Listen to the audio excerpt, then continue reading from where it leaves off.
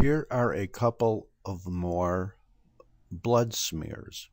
Here's a normal one on the bottom, and here's a disease on the top.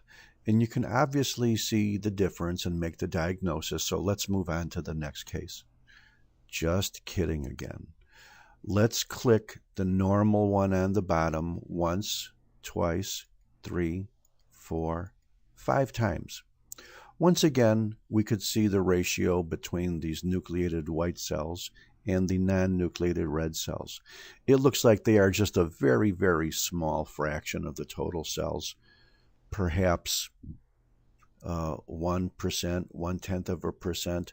Let's click on the blood film in the patient with the unknown disease. 1, 2, 3, 4, 5.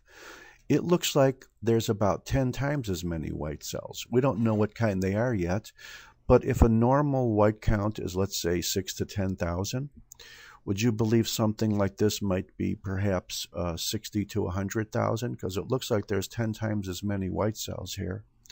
What could this be? What could the cells be? Well, before we decide what it is, let's notice something. Do you see these little guys here? These are platelets. 1, 2, 3, 4, 5, 6. They're all over the place.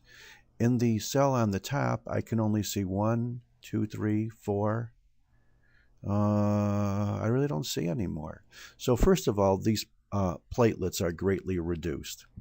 Secondly, the cells that seem to be proliferating, which are the majority of the cells, have two features. Number one, they all have at least one nucleolus. Now, in this type of stain, the nucleolus is lighter than the rest of the nucleus. This is a Wright or a Giemsa type of stain, so the nucleoli are lighter. Here's at least 2 of them here. Here's probably 1 here. And notice they are very huge cells, and notice they really don't have any differentiation in their cytoplasm. Here's one with very minimal and undifferentiated cytoplasm, 2 nucleoli. Here's one with 1 nice nucleolus. Here's one with a couple and very minimal cytoplasm. These are blast cells. Normally, the number of blasts you should have in a peripheral smear should be about 0%.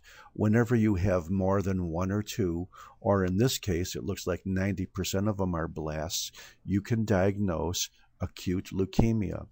Acute leukemias are also associated with anemia and thrombocytopenia as well, because the marrow is predominantly producing these blast cells. Let's take a look at an interesting gross picture associated with this case as well. It's a bone. Now, as you know, or maybe don't, in an adult, the hematopoietic bone marrow should not extend much beyond the very, very proximal portions of the femur. If a marrow is expanded, perhaps due to a leukemia, the marrow might involve the whole bone. Normal adult bone marrow in long bones is 100% fat.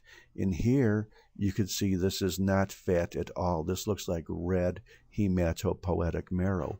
But in this case, it's producing mostly the blast cells and has a relative suppression of the platelets and white cells. And thank you very much.